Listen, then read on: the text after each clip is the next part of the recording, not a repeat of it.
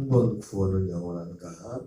한 번 구원은 영원한가? 8번째 주제 중에 생명에서 사망으로 타락할 수 있는 부분에 대해서 말씀을 듣고 있습니다.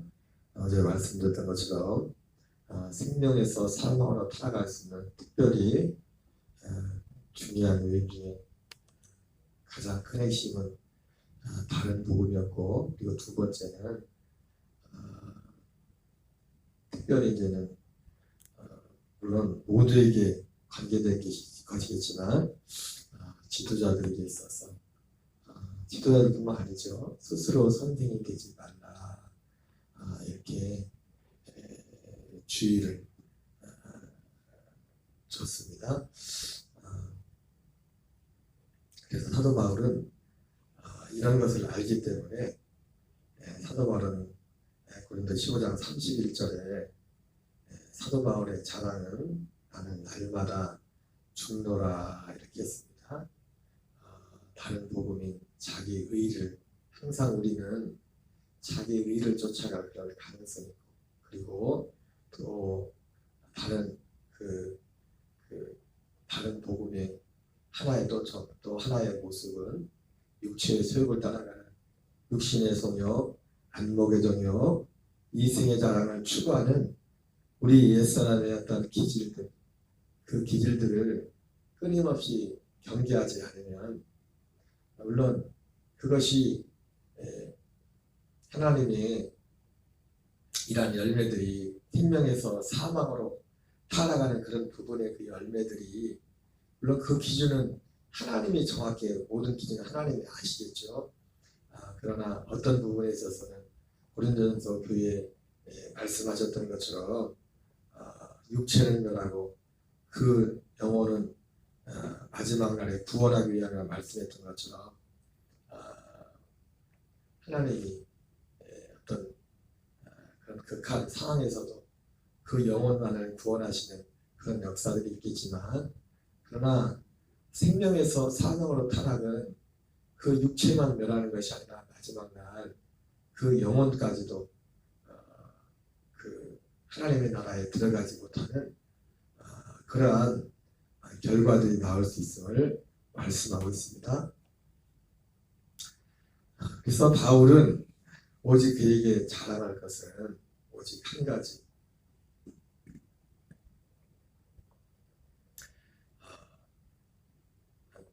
그에게 자랑은 오직 두 가지였죠. 하나는 자기의 죽음에 대해서, 갈라디아 6장 14절을 같이 읽겠습니다. 시작. 그러나 내게는 우리 주 예수 그리스도의 십자가 외에 결코 자랑할 것이 없으니 그리스도로 말미암아 세상이 나를 대하여 십자가에 못 박히고 내가 또한 세상을 대하여 그러하리라. 자신의 죽음에 대한 자랑, 그리고 하나는 갈라디아 6장 15절 같이 읽겠습니다. 시작. 할례나 무할례가 아무것도 아니로되 오직 새로 지으심을 받은 것만이 중요하니라. 오직 우리의 자랑은 바울의 자랑과 같이 우리의 옛사람이 예수 그리스도와 함께 죽었음에 대한 자랑이고, 또 하나는 우리의 자랑은 오직 새로 지으심을 받은 그것만이 우리의 자랑할 것인 줄 믿습니다. 그래서 바울이 자기도 복음을 전한 후에 이러한 항상 두 가지 가능성, 자기 의라는, 여전히 우리 안에 육신의 장막을 벗을 때까지 언제든지 다시 발동할 수 있는 자기 의와 육신의 정욕, 안목의 정욕, 이생의 자랑으로 인하여, 그리고 우리 속에 스스로 선생이 되라, 특별히 자기가 지도자라는 그 위치에서 얼마든지 가장 위험한 자리에 있기 때문에 자기를 쳐서 항상 복종시키는 그런 일들을 했다고 했습니다. 그러나 이것은 목회자뿐만 아니라 우리 모두에게 해당되는 거죠. 그러나 그럼에도 불구하고 목회자와 다르게 일반 성도들에게 하나님의 특별한 은혜는 뭡니까?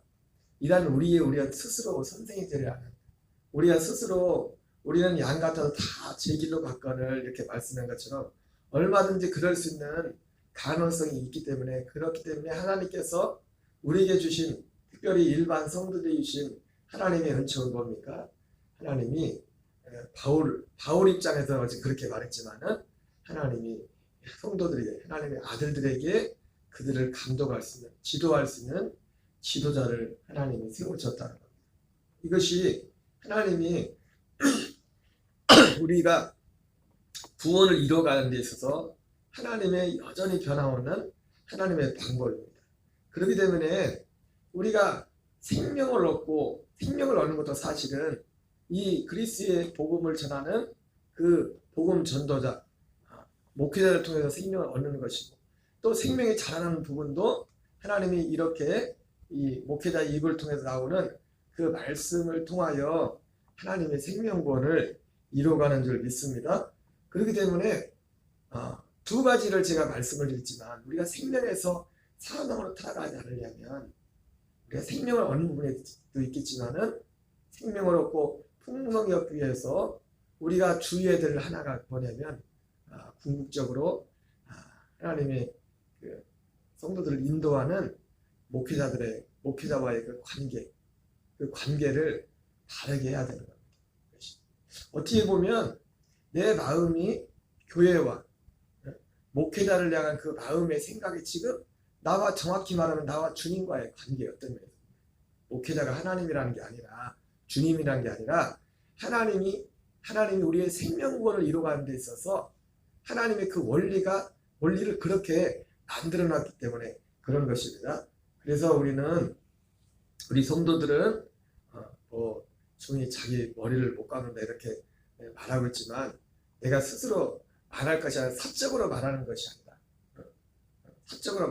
아니라 이 주님의 말씀에 비추어서 볼 때 이 목회자, 단임자와의 그 관계를 항상 올바르게 가져야 되는 것을 말씀하고 있습니다.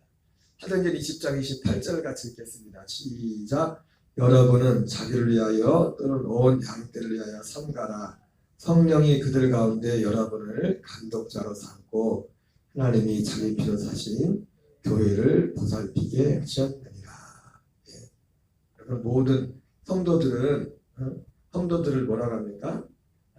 오늘 사도 바울이 에베소 교회 장로들을, 지역 단임자들을 불러모으고 온 양떼를 위하여, 신약시대 성도들은 각각 개인이 하나님 아버지 앞에서 아들이지만, 그러나 교회라는 공동체 안에서 그리고 온 양떼인 것을 기억하셔야 될 줄 믿습니다. 양떼. 온 양떼를 위하여 삼가라. 성령이 그들 가운데 여러분을 감독자로 삼고. 그러니까 우리가 이 생명에서 생명으로 자라가고, 또 반대로 생명에서 사막으로 타락하지 않게 해서 몇 가지 중요한 것들을 앞에서 말씀을 드렸지만, 특별히 이 생명의 복음, 그리스도의 복음을, 물론 이 말씀은 지금 에베소 교회 장로들의 전제는 뭡니까? 진짜 그리스도의 복음, 사도 바울이 전했던 그 복음을 전하는 그 장로들에게 한 말이에요. 또 입장을 바꿔서 진짜 그 복음을 전하는 그 목회자의 그 관계 가운데 우리가 그 감독하에 있어야 돼. 감독하에. 그러면 스스로는 없어요. 스스로는 말씀도 그래, 말씀했잖아요. 말씀도. 그래서 이 말씀을 받는 것도 이 생명 가운데서 말씀을 받는 거예요. 생명 가운데서. 우리가 엊그제 그 지성소에서 말씀을 먹는 부분의 말씀을 드렸지만은, 그 지성소의 떡상과 분향날이는데 말씀을 듣는 것도, 기도하는 것도 어디에서요? 빛 가운데서, 성령 안에서. 이 빛 가운데서, 성령 안에서 말씀을 받고 기도하는데, 이것이 궁극적으로 보이지 않는 성령님의, 빛은 성령님의 말씀을 드리지만, 그러나 어떤 개인이 내가 빛 가운데 있다는 건데, 개인적으로 기도하는 것도 중요하지만은, 내가 빛 가운데서 행하고 있다는 그 가장 결정적인 하나의 열매 중에 하나가 뭐냐면, 하나님이 교회에 세워진, 감독자로 세워진 목회자를 통해서 말씀을 듣고 기도하는 그 한 말씀, 한 기도. 적어도 그 목회자가 그리스도의 진짜 복음을 전하는 목회자라면, 물론 그것도 뭐 함부로 그렇게 판단하고 할 건 아니겠지만, 내가 정말 어느 교회에 속을 두고 내가 거기에 연합해서 살고 있다면, 목회자를 감독자로 하면서 그 감독하에 내가 말씀을 먹고 기도하는 이 자리로 가야 되는 것입니다. 이 관계가 너무나 중요합니다. 자, 고린도서 10장 1절 4절 읽겠습니다. 시작. 형제들아, 나는 너희가 알지 못하기를 원하지 아니하노니 우리 조상들이 다 구름 아래 있고 바다 가운데로 지나며 모세에게 속하여 다 구름과 바다에서 세례를 받고 다 같은 신령한 음식을 먹으며 다 같은 신령한 음료를 마셨으니 이는 그들을 따르는 신령한 반석으로부터 마셨으니 그 반석은 곧 그리스도시라. 이스라엘 백성들이 오늘 사도 바울은 애굽을 나올 때 다 모세에게 속하여, 모세라는 사람에게 속하여, 하나님이 우리가 하나님께 속하였다는 것은 보이지 않아 아까 말했던 궁극적으로는 주님과 연합하고 성령과 연합한 거지만 우리의 육체의 어떤 죄성과 우리가 스스로 하나님 나라에 앉으려는 그런 것들을 하나님이 여러 가지 이유가 있겠지만은 이유에 있어서 하나님이 눈에 보이는 지도자를 세워준 거예요. 그래서 이 눈에 보이는 지도자와의 그 관계를 통해서 자기 자신이 이게 하나님과의 관계에 어떤 하나님의 안전장치를 해놓은 것입니다. 고린도서 10장은 이 사도 바울이 사실은 경계의 말씀이죠. 애굽을 나온 이스라엘 백성들이 그렇게 오늘 말씀에 나오는 것처럼 나는 너희가 알지 못하기를 원하지 아니하노니 우리 조상들이 다 구름 아래 있고 바다 가운데로 지나며 모세에게 속하여 다 구름과 바다에서 세례를 받고 다 같은 신령한 음식을 먹으며 다 같은 신령한 음료를 마셨으니 이는 그들을 따르는 신령한 반석으로부터 마셨으며 그 반석은 곧 그리스도시라 말씀하고 있습니다.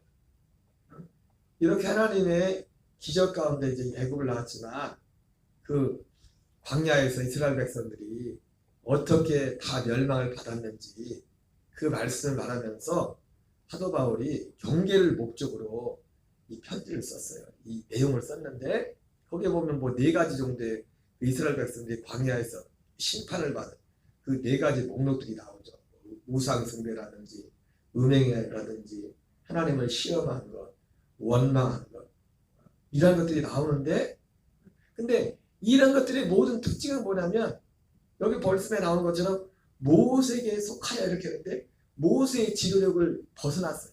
그 모든 특징이 모세의 특징. 그래서 하나님이 모세가 너무 화가 나가지고 하나님 앞에 하소연하니까 하나님이 어떤 장면에 뭐라고 합니까? 야, 걔네들이 너를 버린 게 아니야. 나를 버린 거지. 여러분 이 부분에서 오해하지 마셔야 됩니다. 이것이 하나님께서 이것이 그렇다고 목회자를 뭐 하나님처럼 뭐 우선 그런 차원이 아닙니다. 여러분이 원로임인지를 알 거예요. 히브리서 13장 17절 읽겠습니다. 시작.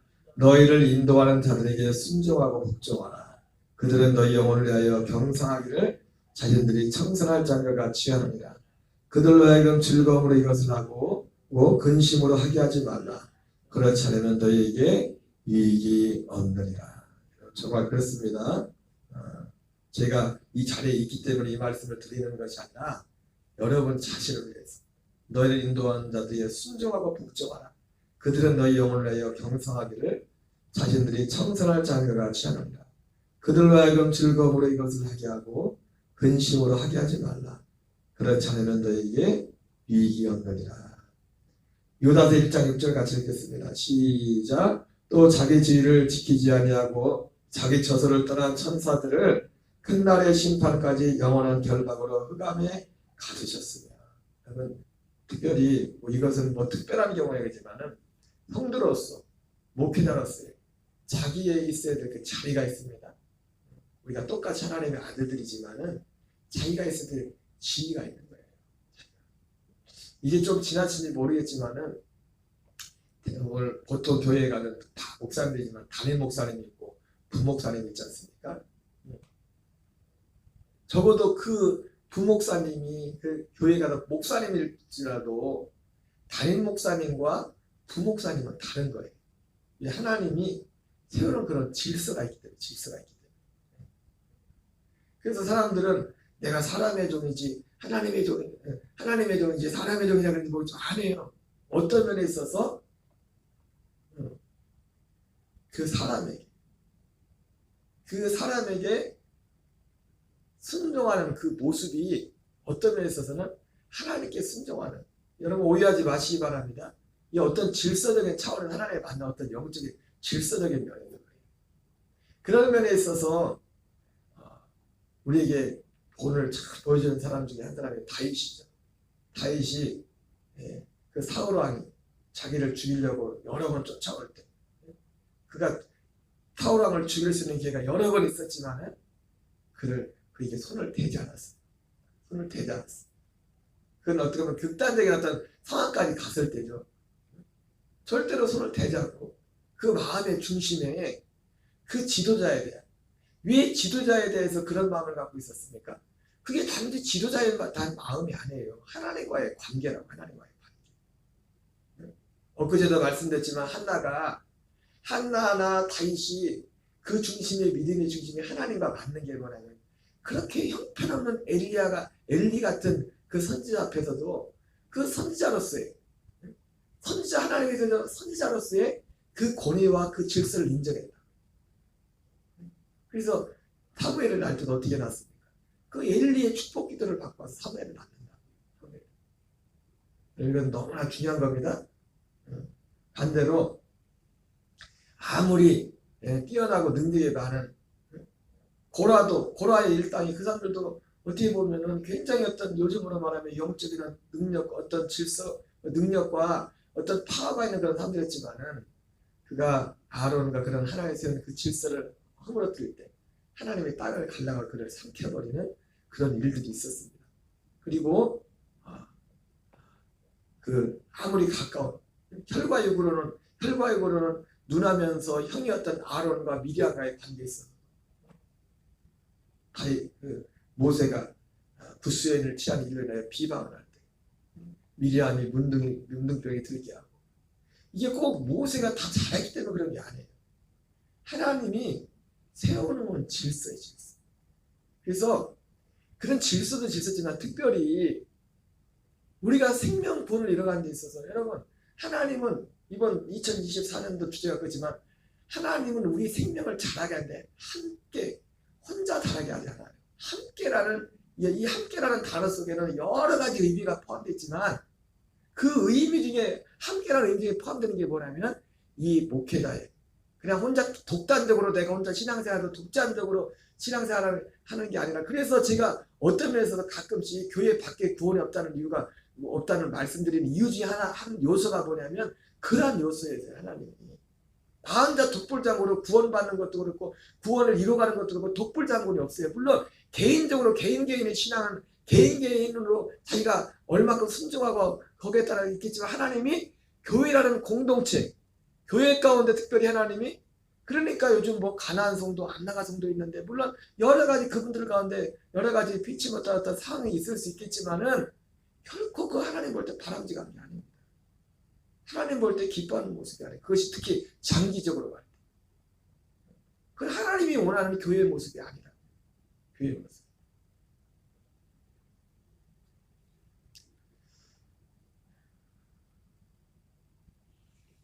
자, 우리 히브리서 3장 14절 같이 읽겠습니다. 시작. 우리가 시작할 때 확신한 것을 끝까지 견고히 잡고 있으면 그리스도와 함께 참여한 자가 됩니다. 그래서 우리가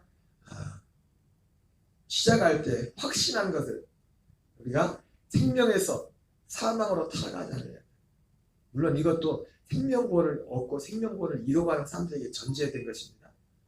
아직 교회에 오지만 생명과 무관한 사람들이 많이 있어요. 많이 있을 수 있습니다.